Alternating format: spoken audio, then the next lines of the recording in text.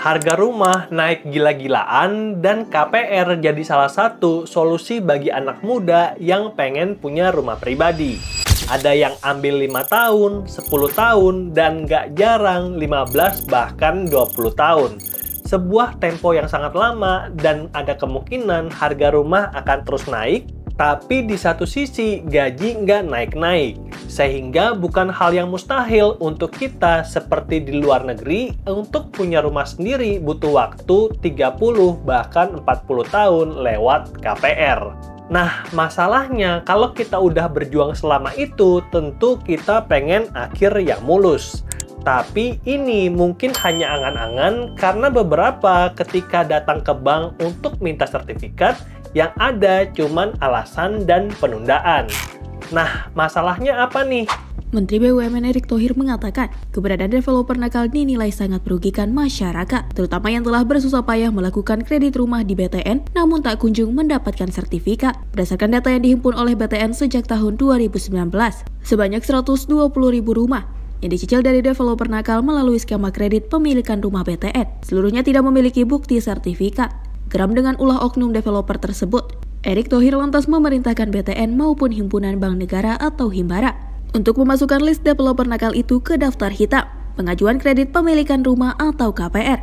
Sementara itu, untuk menuntaskan persoalan sertifikat rumah yang ditimbulkan oleh oknum developer nakal tersebut, BTN pun akan segera melakukan penyelesaian pada 38.144 sertifikat rumah bermasalah secara bertahap. Yuk kita bahas surat dari Ibu Melani pada tanggal 16 Oktober 2025 tentang KPR Bank Mandiri Asia Afrika, tolong sertifikat saya segera dikembalikan. Saya adalah nasabah Anda sejak bulan Agustus 2010, jadi udah 15 tahun yang lalu, di mana KPR saya di ACC untuk periode 15 tahun. Proses akad dilakukan di Mandiri Cabang Batu Nunggal Bandung, dan ketika mengajukan KPR, almarhum suami itu masih ada. Dan KPR benar-benar atas nama Ibu Melani. Dan setiap bulan rekening dari Ibu Melani juga di auto debit. Dan di Agustus 2025, genap 15 tahun usia KPR-nya. Jadi ini udah lunas semua dan tanggal 29 September saya berniat untuk mengambil sertifikat rumah dan mendatangi Mandiri Cabang Batu Nunggal karena saya pikir akad kredit dilakukan di cabang tersebut.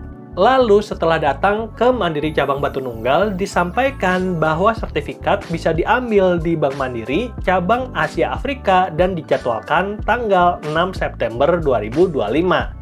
Sebelum pergi, saya sempat bertanya, apa nih yang perlu dipersiapkan?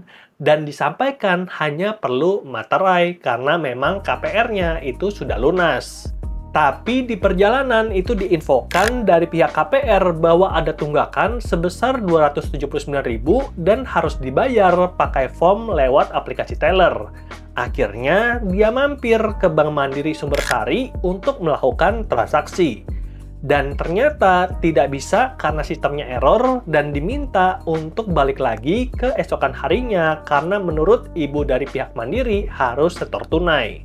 Tapi pagi-paginya ketika cek rekening Mandiri ternyata ada auto debit dan ternyata ini bisa dilakukan secara otomatis dan setelah itu diarahkan tanggal 6 Oktober untuk datang pagi-pagi ke Bank Mandiri Cabang Asia Afrika sesuai dengan arahan. Saya diarahkan ke lantai 2 dan ditemui oleh security, lalu KTP diminta untuk pengecekan. Lalu setelah menunggu lama, Ibu Cat itu bertanya, apakah datang bersama suami? Nah, ternyata suami dari Ibu Melani ini udah meninggal di September 2016, jadi udah cukup lama ya. Dan setelah itu, Bu Cat baru keluar menemui saya dan menjelaskan bahwa saya dianggap ahli waris. Saya sangat terkejut dan langsung komplain karena jelas-jelas KPR itu atas nama saya dan akad juga saya yang tanda tangan. Namun menurut beliau aturannya seperti itu dan saya diminta untuk menyiapkan surat ahli waris dan akta kematian atas nama suami. Saya ambil KTP dan beranjak pulang. Lalu sebenarnya ini suratnya masih panjang sampai ke bawah ya, ada bukti-bukti dan ada permintaan juga dari Ibu Melani. Nah, yang pengen aku bahas, misalkan aku dan istriku kemarin beli rumah itu pakai KPR dan aku meninggal sebelum KPR-nya selesai. Kan beli rumahnya atas nama istri. bayarnya juga atas nama istri. Kenapa nggak langsung dikasih aja sertifikatnya ke istri? Nah, ternyata ini ada aturannya. Jadi, ketika si bapak itu meninggal, ternyata aku baru tahu juga nih, padahal aku certified financial planner dan baru ketemu kasus kayak gini. Ternyata ada yang namanya hukum waris dan ini berkaitan erat dengan Undang-Undang Perkawinan Nomor 1 Tahun 74 dan Hukum Keluarga. Menurut undang-undang, pada dasarnya orang-orang yang berhak atas warisan harus memenuhi beberapa kriteria berikut. Para keluarga dengan hubungan yang sedarah, lalu anak di luar perkawinan tapi diakui secara sah, suami istri yang saling mewarisi, dan semua ketentuan pada butir A sampai dengan D kecuali mengalami perubahan. Nah, di sini ada sedikit tabel.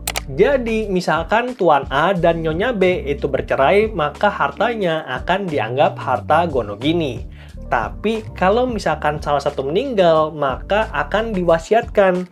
Dan ahli waris itu bisa ibu, bisa pasangan tadi ya, dan bisa anak-anak juga. Dan balik ke kasus Bu Melani tadi, ternyata anak dari Bu Melani itu ada 4 orang dan semua itu di atas usia 17 tahun.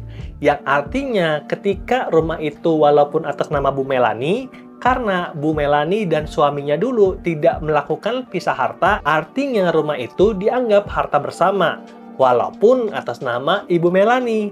Nah, yang bagiannya dari suami itu akan dibagi rata ke Bu Melani dan juga anak-anaknya. Dan di sini anak dari Bu Melani bersama suaminya yang udah almarhum itu ada 4 orang. Jadi beliau menyampaikan dari pihak Mandiri di sini ya, bahwa anak-anak yang usianya di atas 17 tahun harus ikut hadir untuk tanda tangan setelah terima dokumen. Tapi masalahnya anak-anak itu kuliah di luar kota dan 2 ada di Bandung. Jadi ada yang di Bandung 2 artinya bisa ikut hadir, tapi yang di luar kota kan susah untuk hadir, apalagi kalau misalkan lagi ujian. Nah, di sini kita bisa lihat bahwa masing-masing pihak itu ada kesulitan. Komunikasinya itu nggak jelas, terutama dari pihak bank yang sebenarnya berkewajiban untuk mengembalikan sertifikat tersebut kepada Bu Melani. Mereka tidak bisa menjelaskan tentang hukum waris, undang-undang perkawinan, dan juga hukum keluarga. Harusnya dijelaskan dari awal apa aja yang diperlukan sehingga Bu Melani nggak perlu bolak-balik ke Bank Mandiri untuk nebus sertifikat. Nah, kalau komunikasi jelas tentunya hal ini bakal lebih mudah.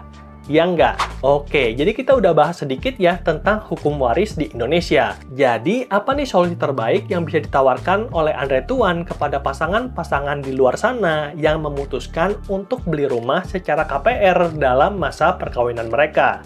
Jadi aku pengen bahas dulu ya, kalau misalkan rumah itu dibeli sebelum kamu kawin, sebelum menikah, maka nggak ada masalah. Tapi kalau kamu beli setelah kamu menikah, maka itu rumah jadi gonogini, dan kalau ada salah satu yang meninggal, maka itu masuk ke hukum waris.